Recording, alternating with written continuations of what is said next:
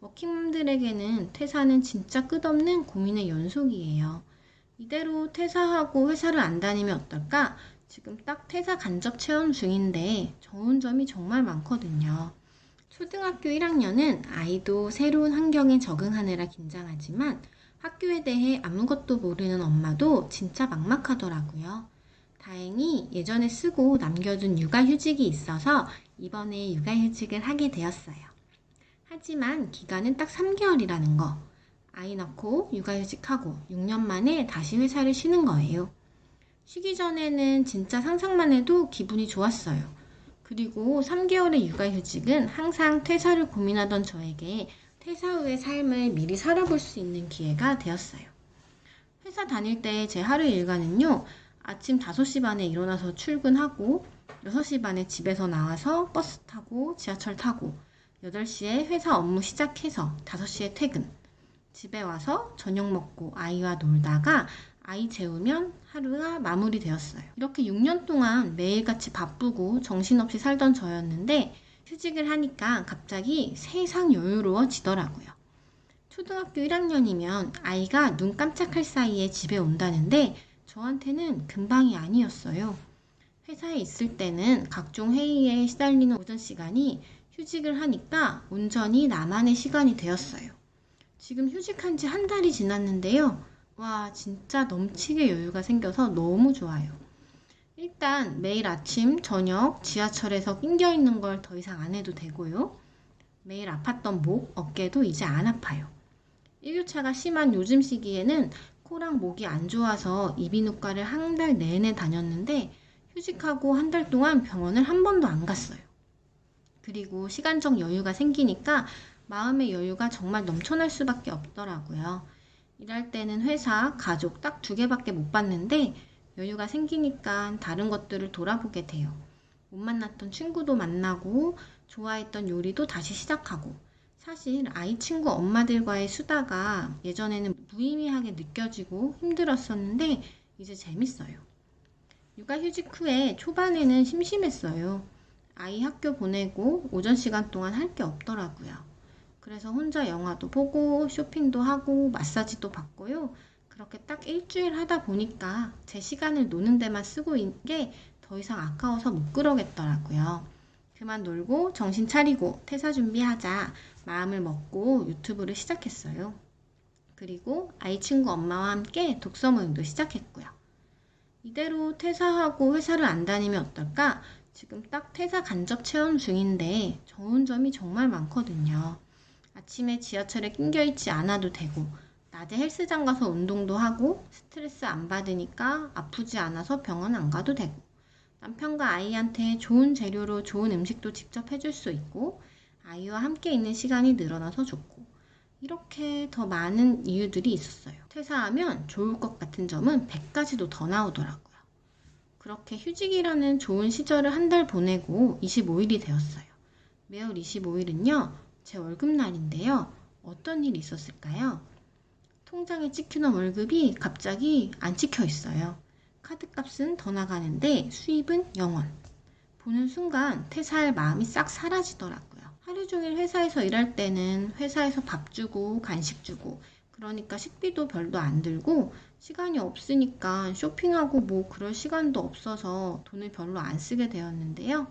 지금은 집에서 하루 3끼 먹고 아이가 초등학생 되니까 학원도 늘어나고 저도 여유 시간이 있으니까 괜히 쇼핑도 하고 그러니까 지출은 오히려 더 커졌는데 수입은 0원이에요. 휴직 기간이 짧아서 다행이지 지금 제 상황이 진짜 퇴사였다면 내 통장에 꾸벅꾸벅 들어오던 월급이 없을 거 아니에요? 이렇게 생각하니까 진짜 많이 막막하더라고요. 와, 진짜 돈이 중요하긴 하구나. 퇴사 전에 돈 벌 수 있는 방법을 못 찾으면 퇴사는 없겠다는 생각이 확실해졌어요. 육아휴직으로 퇴사 간접 체험을 한 경험으로 느낀 건 진짜 대책 없이 퇴사하지는 말자. 이게 정답인 것 같아요. 누구나 아는 사실이지만 직접 경험해보니 이게 진짜 정답이에요. 퇴사하면 오히려 지출은 커지는데 수입이 줄어드는 걸 감당하기가 생각보다 쉽지 않더라고요. 이 부분이 가장 현실적으로 바로 느껴졌어요. 그리고 평일에 카페에서 일하는 사람들을 보니까 괜히 부럽기도 했어요. 회사 다닐 때는 평일 낮에 카페에 있는 사람들이 정말 부러웠는데 반대 상황이 되니 역시나 일하는 사람들이 부럽더라고요. 사회에 나가면 내 명함이 있고 어떤 회사 과장이다 뭐 이러면 사람들이 일단 저를 보는 눈빛과 태도 뭐 그런 게 좀 달라지는 게 보이는 게 우리나라 현실이죠.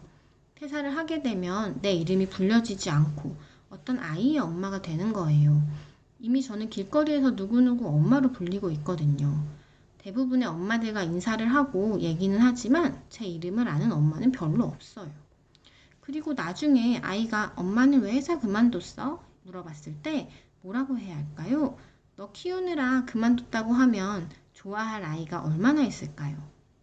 아이들도 초등 저학년 때까지는 엄마가 옆에 있는 걸 좋아하지만 고학년이 되면 오히려 혼자 있는 걸 좋아하더라고요. 이제 남은 육아휴직 2개월이라는 기간 동안 목표가 생겼어요. 원래부터 있던 목표인데 더 확실해졌어요. 목표는 퇴사 후에 하게 될 제2의 직업을 세팅하는 거예요. 지금 다니는 회사는 1시간 걸려서 출퇴근을 하는 게 힘드니까 조금 더 시간을 자유롭게 쓸 수 있는 그런 일을 찾아보게요. 꼭 직업이 아니어도 내가 오랫동안 해볼 수 있겠다 하는 걸 찾아보려고 해요. 무엇보다도 내가 좋아하는 걸 찾는 게 우선이니까요. 나중에 퇴사하게 되면 남을 위해 일하는 게 아니라 내가 좋아하는 일 하면서 돈도 벌고 싶거든요. 자기계발 책이나 유튜브를 보면 가장 강조하는 게 뭘까요? 바로 독서더라고요. 그래서 요즘은 매일 독서하면서 생각의 폭을 넓히는 연습을 하고 있고 유튜브에서 이야기하는 이런저런 부수입 만들기도 해보고 부동산 강의도 듣고 있는 중이에요. 곧 2학기 때부터는 다시 복직해야 하는데 막막해요. 우리나라 아이 키우기 정말 힘든 세상이에요. 어린이집, 유치원은 늦게까지 아이들을 봐주니까 답이라도 있는데 초등학교는 진짜 답이 없더라고요. 주변을 보니 애들이 대체로 돌봄은 재미없어 하고 늘봄 학교도 올해 시행한다고 급하게 학교에서 준비하는데 운영계획도 제대로 안 세워진 상태라 영 못 믿겠더라고요. 2학기 때 다닐 학원을 5월부터는 좀 알아봐야 할 것 같아요. 퇴근을 일찍 하면 좋은데 그게 안 되니 결국 학원을 보내야 하는 현실이죠. 이러니 우리나라 저출산은 당연한 것 같아요. 워킹맘들에게는 퇴사는 진짜 끝없는 고민의 연속이에요. 그런데 고민을 하다가도 현실적으로 통장을 보면 안 되겠다 싶어요. 그리고 제 자신을 내려놓기도 싫고요. 제 이름으로 할 수 있는 일을 하든 공부를 하든 뭐라도 하는 게 맞는 것 같아요. 주변을 보니 꼭 회사에 입사해서 일하는 게 아니어도 내가 뭐라도 배워두면 조금이라도 일할 수 있는 기회는 많더라고요. 퇴사 준비 잘해서 올해 안에는 꼭 퇴사한 성공 방법을 공유할게요. 워킹맘들 모두 화이팅입니다.